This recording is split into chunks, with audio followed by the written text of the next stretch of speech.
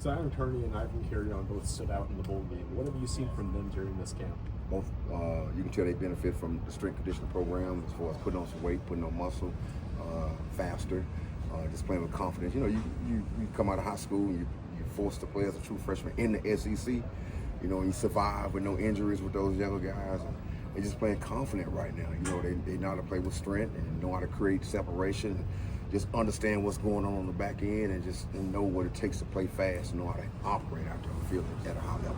We've heard Elijah Thomas's name a lot. Elijah Thomas? Yeah. What have you seen from him since he got here? Is there anything about his skill set that's kind of surprised you since he's been out on the field? I tell you what, you know, we talked about him a couple of months ago in the room with the rest of the receivers. You know, Javon's background, he's a Louisiana kid, Southern Louisiana.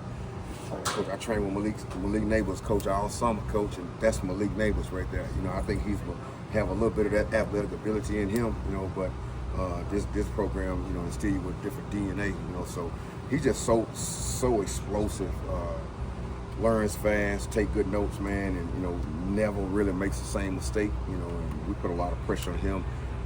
To see how he'll respond, he can respond well also. So I try to break him on the field, try to break him in the classroom.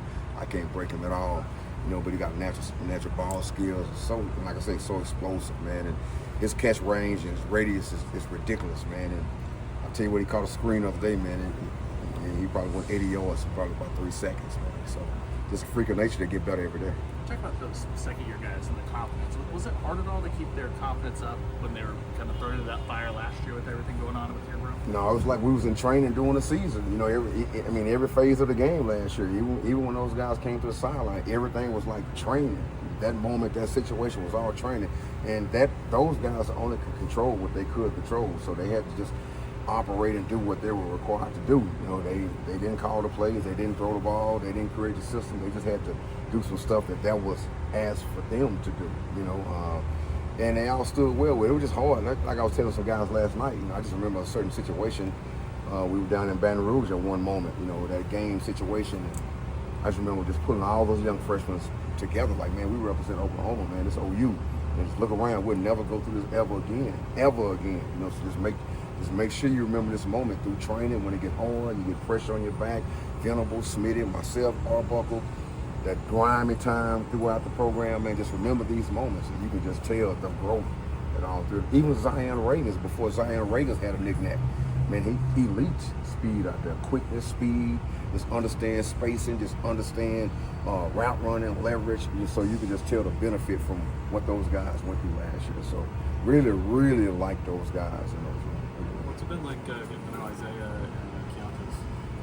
I knew Keontae back when he was at East St. Louis High School, and I know what that school is about. That school is similar to South Dallas, what they do over there, you know, as far as 24/7 grinding, training, holding you accountable, coaching, and putting pressure on you. So, and I got a chance to watch him as junior, senior year in high school, and he was special then. I wanted him at that time.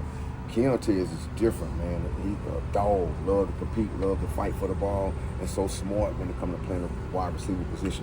Some people ask me who he remind me of. I cut from, I would say, CD, Nick Anderson, and those type of guys when it comes to just knowing the position, smart, playing fast, and just know what's going on the back end, understand route concepts, spacing, coach up guys on the field with him.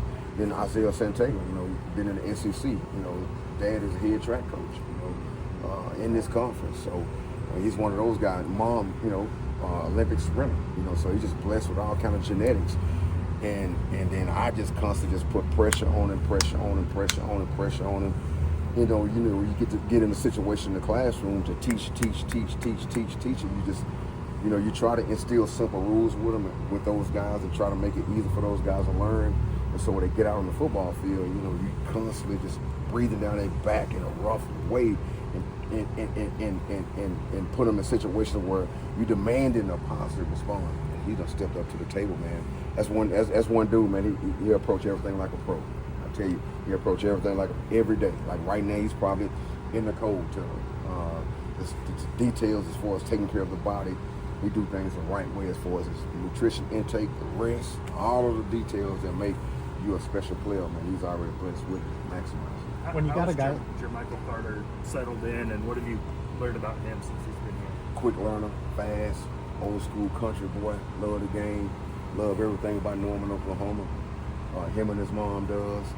I mean, they love everything about Norman, Oklahoma. The people here, the community, the school, what we do for the young men in this program. You know, we living up to what we said we were back during the recruiting process, because he had choices and options also too. You know, but the family environment here, the culture, and our DNA here is what caught his attention, his mom attention, and they seeing it every day. And just so thankful to be in this position.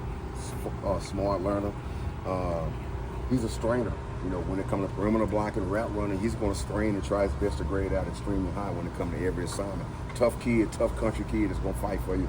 And that's what you need in this conference. So when you were thinking about players in the portal, you had the conference and the style of play in mind when you were selecting players, not the stars or where they was coming from.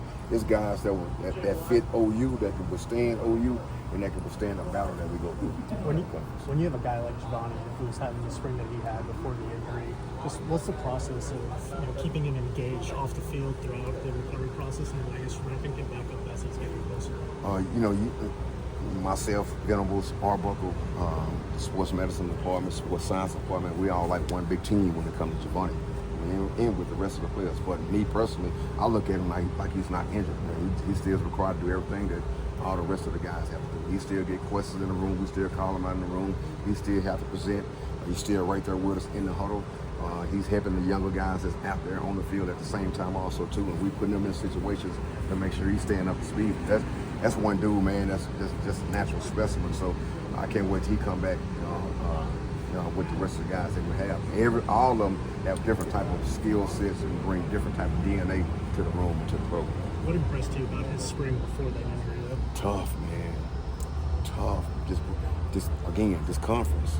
He was the top guy I had on my board. Anybody in this program would tell you that. He was the top guy I had on the board because I knew what we needed. I knew where he was from. I knew who coached him. I knew what system he ran. I knew what Arbuckle was going to do here. And I thought it would be an easy transition. But overall, it was just his natural toughness, the upbringing with mom and dad down in the Opelousas area. And it was just a perfect fit, And like I say, you think about conference. You think about everybody we play, in this conference, this schedule we have, when it comes to selecting you, and guys that's far from divas, and blue-collar guys just going to battle for you, and they can play the position. And then along those lines, I know that injury to Jaden last fall was really, really tough. Just over the last few months, what have you seen from him, that process, just trying to get back onto the field? And getting more engaged by the week. Just like Giovanni, he gets called out too. But it's a beautiful thing to see him run up and down that field and fully dressed in their uniform. I look to my left, sometimes I see 11 and 1 running together. I just think about everybody. All we have to do is just get ourselves in position for when those guys come back and finish this thing the right way, man, so we can position ourselves to play down in Atlanta when it's time to. Thanks, Coach.